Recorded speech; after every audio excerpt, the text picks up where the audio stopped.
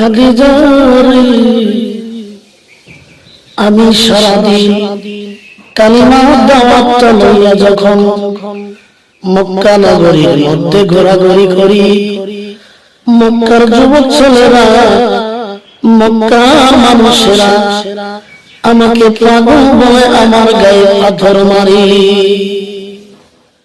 খাদিজা রে, আমার মন বলে মক্কার গর্জিয়াস নেতা আবু জাহলের যদি বোঝাইয়া ইসলামের পথে নিয়ে আসতে পারি, কালিমাটা পড়াইতে পারি, আমার পক্ষে নিয়ে আসতে পারি, আমার মন বলে রে মক্কার কোন মানুষ আর আমারে পাথর মারবে না।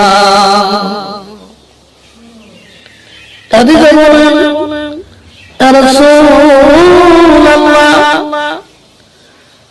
আমি ওই পাষাণ হৃদয়ের মানুষটার কাছে আপনাকে যাইতে দেব না গো, যে মানুষটা সদা সর্বদাই হাতের ভিতরে খোলা তরবারি নিয়ে ঘোরাঘুরি করে আপনাকে কাতল করে দেওয়ার জন্য।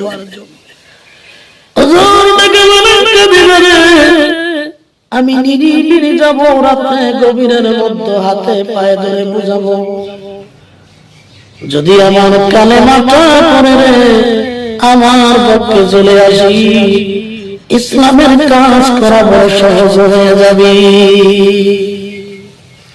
কিতাব খুললে দেখা যায় আল্লাহ রাসূল সাল্লাল্লাহু আলাইহি ওয়াসাল্লাম রাত 2টা থেকে 2:30 থেকে 3টা আল্লাহ রাসূল সাল্লাল্লাহু আলাইহি ওয়াসাল্লাম গভীর রজনীর মধ্যে এবার মক্কার গর্জিয়াস নেতা আবু জাহেলের ঘরে দরজায় গিয়ে উপস্থিত। গভীর রজনীতে বিশ্ব নবীজি ডাক মারলেন, চাচা গো বাড়িতে আসেননি, দরজাটা খোলেন। আমার নবী যখন ডাক দিলেন, আবু জাহেলের কাছে ঘুমটা ভেঙে গেল। কম থেকে দ্রুত হয়ে বলতেছেন, কে গো? বলে আনা মুহাম্মদ। চাচা গো আপনি তো জানেন গো, আমি মক্কার জমিনের ভিতরে কালেমা দাওয়াত দিই, আপনি যদি উঠেন দুইটা কথা আপনার কাছে বলতে চাই। আবু জাহেল বলেন, এই গভীর রজনীর মধ্যে এত সুন্দর করে আমার চাচা করে ডাক দিচ্ছে, আমার জীবনে এত সুন্দর করে কেউ আমাকে ডাকেন নাই। ঘুম থেকে জাগ্রত হয়ে গেছে, রাত্র গভীরের মধ্যে দরজাটা খুলিয়া দেখে ঘরের দরজার সামনে আকাশের পূর্ণিমার চাঁদ উদয় হইয়া রয়েছে। আরে কি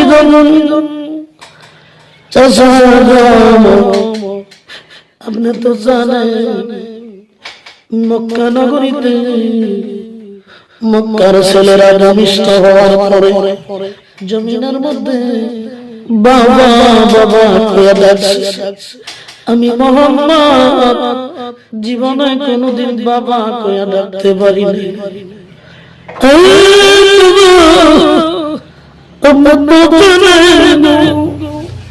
আমার মামাই আমি যখন কালিমাটা লইয়া মক্কার গ্রামগঞ্জে যখন ঘুরতে থাকি, এই মক্কার ছেলেরা আমারে পাগল বলে, আমারে মজনুন বলে, আমার গায়ে পাথর মেরে রক্তাক্ত করে।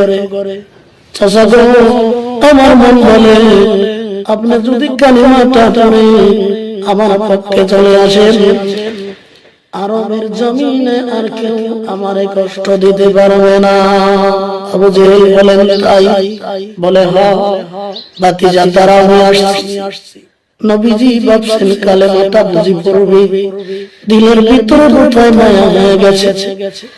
এই নিষ্ঠুর ভজন আবু জাহেল ঘরের ভিতরে যাইয়া ঘরের ভিতর থেকে লাল রঙের একটা চাবুক বের করে নিয়ে আসছে।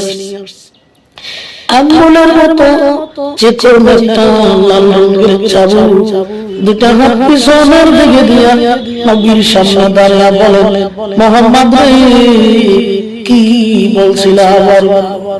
নবী ডাক দিয়া কয়, চাচা আপনি তো জানেন আমার মা নাই, আমার বাবা মক্কার জমিনে কালেমা তালকিন দিতে গেলে মক্কার মানুষরা আমার পাগল বলে, আমার গালি দেয়।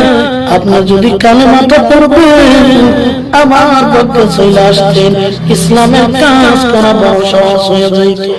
এই কথা বলতে দেরি নিষ্ঠুর ভাষা না বুঝে যে নবীর সুন্দর চেহারায় জীবনে কোনদিন মশা মাছি পড়েন নাই, যে নবীর চেহারায় জীবনে কোনদিন কাজলি বাস্তা হয় না, ওই নবীর সুন্দর চেহারার মধ্যে গভীর রাত্রের মধ্যে চাবুক দিয়া ছাপ করে আঘাত শুরু করেছে।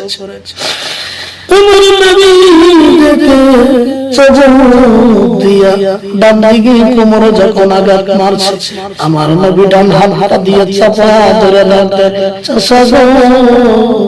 এইভাবে মারবে নাকি তো জানি না।